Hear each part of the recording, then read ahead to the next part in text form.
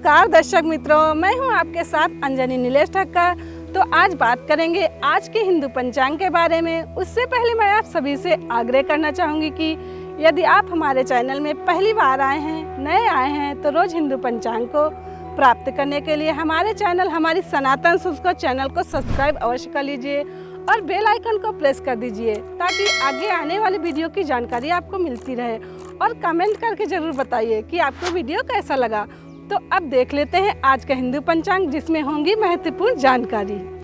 आज का हिंदू पंचांग दिनांक 12 जनवरी 2022, दिन बुधवार, विक्रम संवत 2078, शक संवत 1943, अयन दक्षिणायन, ऋतु शिशिर, मास पौष, पक्ष शुक्ल, तिथि दशमी, शाम 4:49 तक, तत्पश्चात एकादशी, नक्षत्र भरणी दोपहर 2 बजे तक, तत्पश्चात कृतिका, योग साध्य सुबह 11:38 तक, तत्पश्चात शुभ, राहु काल दोपहर 12:47 से दोपहर 2:09 तक, सूर्योदय 7:19, सूर्यास्त 18:14, दिशाशूल उत्तर दिशा में, व्रत पर्व विवरण, शाम दशमी ओडिशा, स्वामी विवेकानंद जयंती, दिन अनुसार राष्ट्रीय युवा दिवस, विशेष हिंदू पंचांग।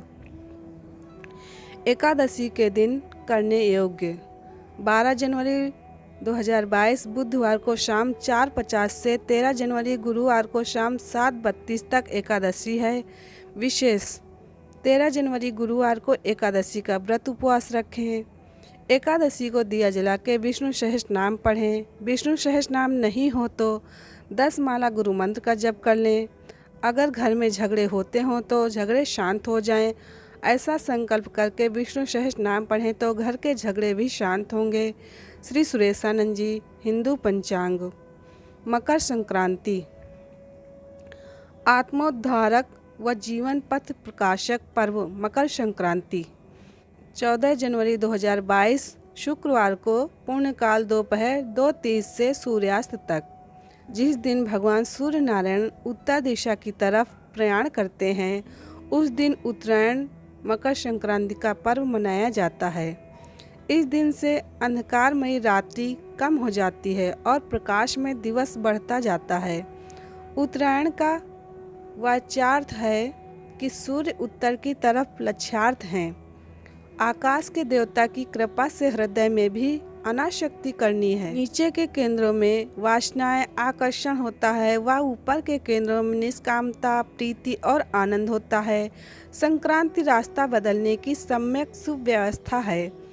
इस दिन आप सोच व कर्म की दिशा बदलें। जैसी सोच होगी वैसा विचार होगा, जैसा विचार होगा वैसा कर्म होगा। हाड़ मांस के शरीर को सुविधाएं दे के विकार भोग कर सुखी होने की पाश्चात्य सोच है और हाड़ मांस के शरीर को संयत जितेंद्रिय रखकर सद्भाव से विकट परिस्थितियों में भी सामने वाले का मंगल चाहते हुए उसका मंगलमय स्वभाव प्रकट करना, यह भारतीय सोच है। सम्यक क्रांति, ऐसे तो हर महीने संक्रांति आती है, लेकिन मकर संक्रांति साल में एक बार आती है। उसी का इंतजार किया था भीष्म पितामह ने। उन्होंने उत्तरायण काल शुरू होने के बाद ही देह त्यागी थी। पूर्ण पुंज व आरोग्यता अर्जन का दिन, जो संक्रांति के दिन स्नान नहीं करता वह 7 जन्मों तक निर्धन और रोगी रहता है, और जो संक्रांति का स्नान कर लेता है वह तेजस्वी और पुण्यात्मा हो जाता है। संक्रांति के दिन उपनयन लगाएं जिसमें काले तिल का उपयोग हो। भगवान सूर्य को भी तिल मिश्रित जल से अर्घ्य दें। इस दिन तिल का दान पाप नाश करता है। तिल का भोजन आरोग्य देता है। तिल का हवन पुण्य देता है। पानी में भी थोड़े तिल डाल के पिएं तो स्वास्थ्य लाभ होता है। तिल का उपटन भी आरोग्यप्रद होता है। इस दिन सूर्योदय से पूर्ण स्नान करने से 10,000 गौदान करने का फल होता है। जो भी पुण्य कर्म उत्तरायण के दिन करते हैं वे अक्षय पुण्यदायी होते हैं। तिल और गुड़ के व्यंजन, चावल और चने की दाल की खिचड़ी आदि ऋतु परिवर्तन जन्य रोगों से रक्षा करती है। तिल मिश्रित जल से स्नान आदि से भी ऋतु परिवर्तन के प्रभाव से जो भी रोग शोक होते हैं उनसे आदमी भिड़ने में सफल होता है। सूर्यदेव की विशेष प्रसन्नता हेतु मंत्र ब्रह्म ज्ञान सबसे पहले भगवान सूर्य को मिला था। उनके बाद राजा मनु को, यमराज को, ऐसी परंपरा चली। भास्कर आत्मज्ञानी हैं, पक्के ब्रह्मवेत्ता हैं। वे बड़े निष्कलंक व निष्काम हैं। कर्तव्यनिष्ठ होने में और निष्कामता में भगवान सूर्य की बराबरी कौन कर सकता है। कुछ भी लेना नहीं, न किसी से राग है न द्वेष है। अपनी सत्ता समानता में प्रकाश बरसाते रहते हैं, देते रहते हैं। पद्म पुराण में सूर्य देव का मूल मंत्र है। मंत्र इस प्रकार है: ओम ह्रां ह्रीं सः सूर्याय नमः।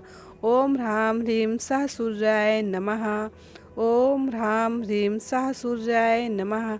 अगर इस सूर्य मंत्र का आत्म प्रीति व आत्मानंद की प्राप्ति हो, इस हेतु से भगवान भास्कर का प्रीतिपूर्वक चिंतन करते हुए जप करते हैं तो खूब प्रभु प्यार बढ़ेगा, आनंद बढ़ेगा। ओज तेज बल का स्रोत सूर्य नमस्कार।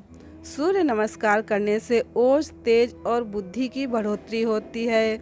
ओम सूर्याय नमः, ओम भानवे नमः, ओम खगाय नमः, ओम रवये नमः, ओम अर्काय नमः आदि मंत्रों से सूर्य नमस्कार करने से आदमी ओजस्वी, तेजस्वी व बलवान बनता है। इसमें प्राणायाम भी हो जाता है, कसरत भी हो जाती है। सूर्य की उपासना करने से, अर्घ देने से, सूर्य स्नान व सूर्य ध्यान आदि करने से कामना पूर्ति होती है। सूर्य का ध्यान भूमध्य में करने से बुद्धि बढ़ती है और नाभि केंद्र में करने से मंदाग्नि दूर होती है। आरोग्य का विकास होता है। आरोग्य व पुष्टि वर्धक सूर्य स्नान। सूर्य की धूप में जो खाद्य पदार्थ जैसे घी, तेल आदि 2-4 घंटे रखा रहे तो अधिक सुपाच्य हो जाता है। धूप में रखे हुए पानी से कभी कभी स्नान कर सकते हैं। इससे सूखा रोग नहीं होता और रोगनाशनी शक्ति बरकरार रहती है। सूर्य की किरणों से रोग दूर करने की प्रशंसा अथर्ववेद में भी आती है। कांड 1 सूक्त 22 के श्लोक में सूर्य की किरणों का वर्णन आता है। मैं 15-20 मिनट सूर्य स्नान करता हूँ। लेटे लेटे सूर्य स्नान करना और भी हितकारी होता है, लेकिन सूर्य की कोमल धूप हो। सूर्योदय से 1-1.5 घंटे के अंदर अंदर सूर्य स्नान कर लें। इससे मांसपेशियाँ तंदुरुस्त होती हैं, स्नायुओं का दौर्बल्य दूर होता है। सूर्य स्नान का यह प्रसाद मुझे अनुभव होता है। मुझे स्नायुओं में दौर्बल्य नहीं है। स्नायु की दुर्बलता, शरीर में दुर्बलता, थकान व कमजोरी हो तो प्रतिदिन सूर्य स्नान करना चाहिए। सूर्य स्नान से त्वचा के रोग भी दूर होते हैं, हड्डियां मजबूत होती हैं, रक्त में कैल्शियम, फास्फोरस व लोहे की मात्राएं बढ़ती हैं, ग्रंथियों के स्रोतों में संतुलन होता है। सूर्य किरणों से खून का दौरा तेज, नियमित व नियंत्रित चलता है। ताल, रक्त कोशिकाएं जागृत होती हैं, रक्त की वृद्धि होती है। गठिया, लकवा और आर्थराइटिस के रोग में भी लाभ होता है। रोगाणुओं का नाश होता है। मस्तिष्क के रोग, आलस्य, प्रमाद, अवसाद, ईर्ष्या, द्वेष आदि शांत होते हैं।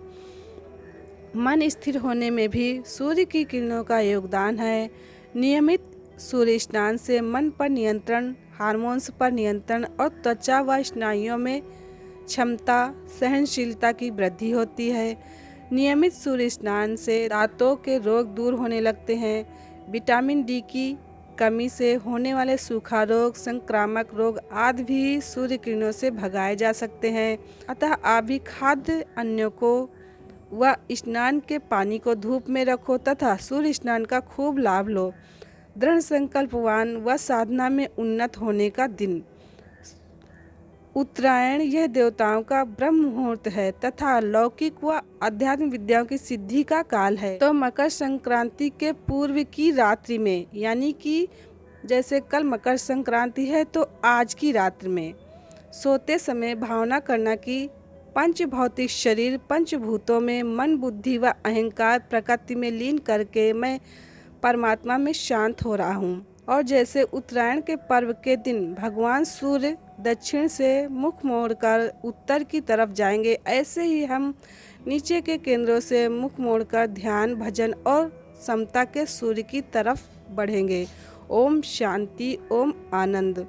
रात को ओम सूर्याय नमः इस मंत्र का चिंतन करके सोओगे तो सुबह उठते उठते सूर्य नारायण का भूमध्य में ध्यान भी सहज में कर पाओगे। उससे बुद्धि का विकास होगा। स्रोत ऋषि प्रसाद। अर्थात मकर संक्रांति की बड़ी भारी महिमा है। इस दिन सूर्य मकर राशि में प्रवेश करते हैं, जिसे मकर संक्रांति कहते हैं। मकर संक्रांति मतलब कि मार काट की भावना का त्याग करके सम्यक क्रांति यानी कि दूसरे के प्रति सद्भावना, सभी के उत्थान में मेरा उत्थान, सबका विकास हो, सबका मंगल हो।